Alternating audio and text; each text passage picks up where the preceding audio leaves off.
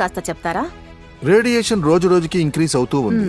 మునుపు 3G, తర్వాత 4G, ఇప్పుడు 5G వచ్చేసింది. 5G 4G కంటే చాలా ఫాస్ట్. సో రేడియేషన్ బేసికలీ ఏం చేస్తుంది? మొబైల్లో ఒక ట్రాన్స్మిటర్, రిసీవర్ ఉంటుంది. ట్రాన్స్మిటర్ కి రిసీవర్ కి ఒకటే పని, ఎనర్జీని లాక్కోవడం. మీ శరీరంలో ఎనర్జీ ఉంటుంది. మీరు మొబైల్ యాప్ ని యూజ్ చేసేటప్పుడు ఆ మొబైల్లో ఉన్న ట్రాన్స్మిటర్, రిసీవర్ అది మన ఎనర్జీని లాక్కుంటుంది. అందువల్ల మన బ్లడ్ సర్క్యులేషన్ డిస్టర్బ్ అవుద్ది.